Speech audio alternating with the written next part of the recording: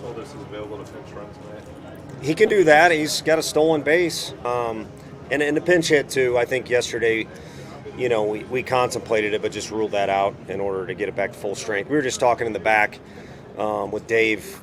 He's forced our hand a little bit, and I know it's what you guys want and the fans want. We've treated him almost like a 10-year big leaguer, and if anything, I think a little bit of a breather was good. Trying to sort out when we can get an off day for some of these guys like Rafi. I think the trade out tomorrow will work good with him and Rafi.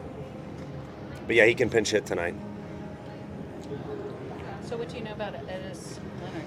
Great attitude. I mean, he came in and got to work right away with Wash, and Wash was laying it out there for him pretty good, and he handled it well. But obviously his last 4 hits are pretty impressive with sack.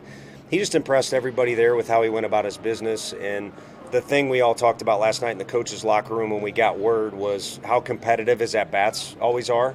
And Mess knows that well, being a little bit of time with the Brewers. So excited to have him here, and he kind of adds to – yesterday was hectic, chaotic, but once the game started, the word opportunity kept coming up out of people's mouths, and I think it sprinkles in a little even more fresh vibe to that theme today of opportunity for guys. When it's somebody who's waited 9 years for this opportunity, what does that tell you about him? And also talking about opportunities, the opportunity for him? Yeah, no, it says a lot about how the game is in his life and how important it is, but also determination is always a quality you're trying to figure out.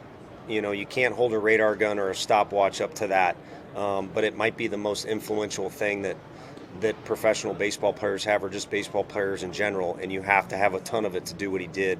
It reminded me of a story of the Burkharts were a close family of mine. Morgan Burkhart had more, I forget, I think it was like 11, 13 years in minor league ball, and finally broke through with the Red Sox. And, so that was amazing to watch on TV and hear out, but to actually live it out with somebody and be next to them while they're doing it, it'll be a blast. Do you know who's starting for you guys tomorrow? Wiz. Tony, out of those 8 guys you brought in yesterday, how many of them were you familiar with just from your college days?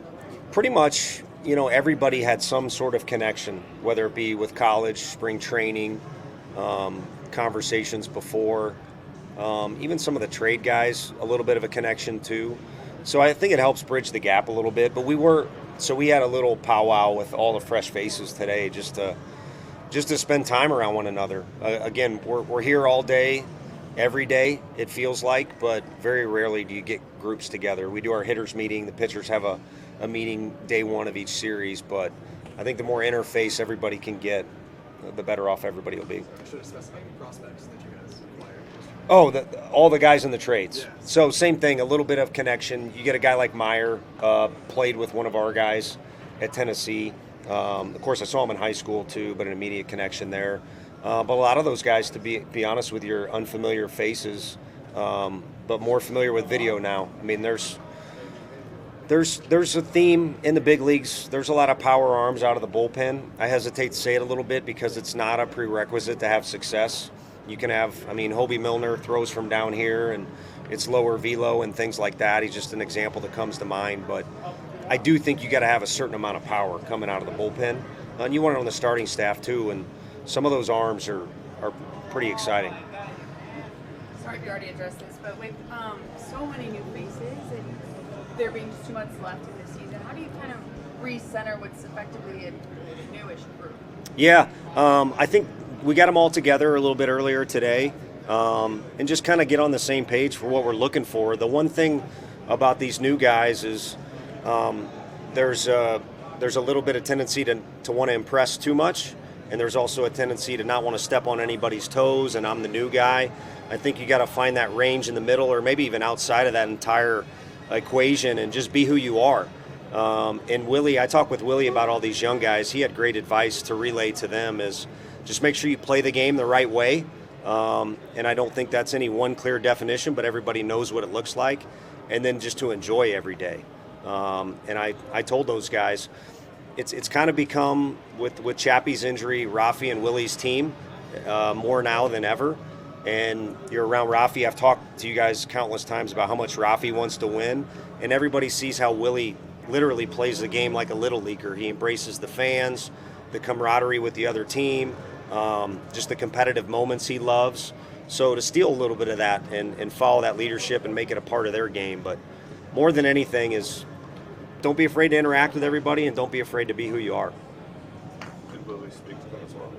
No, that was me kind of speaking with them and then kind of spoke with the other group. But he may have. I know he's kind of handled Edis well today. I know you've been generally happy with the kind of vibe in the dugout this year, but it's been a losing season. Obviously, the last few weeks are probably tough for some of these guys like Luis, who's worried about where he's going. What kind of energy would you like to see from this group the next 2 months? It's rather easy, but yesterday, a repeat of yesterday, if not build on it.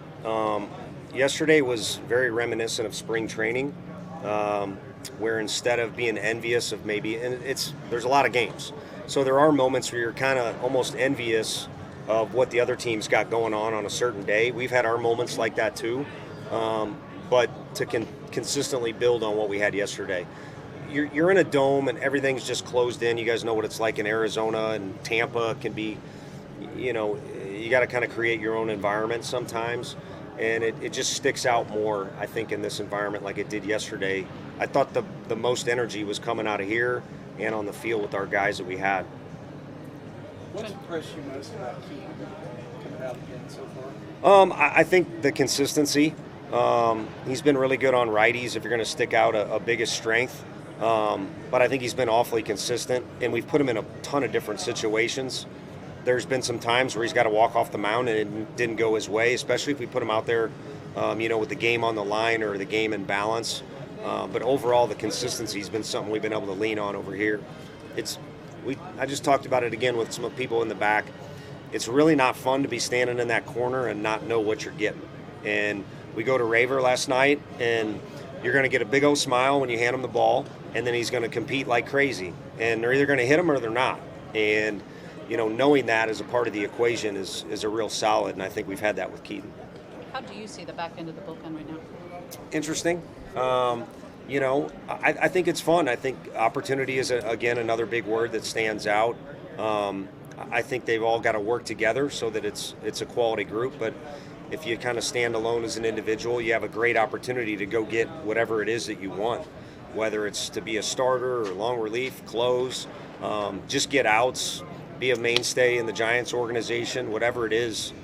Opportunity is plentiful right now, and it's up to us to decide when we think a good spot to put him in is, or how many days in a row, or whatever it might be. But when we give them the ball, they just need to go out there and compete. And I think we've been guilty at times this year of, either overthinking or trying too hard to trick hitters or things like that. But yesterday was a good sign. I mean, that was a tough assignment for Beck. Through the day before, right off the plane. I think you guys know Beck. He's pretty consistent. But, again, fall back on my theme. Just go out there and be who you are. And then leave it up to people that you don't have control over what other people think you are, where they think you need to be slotted. But when you got the ball, you're the only person in the entire stadium with the ball in their hand.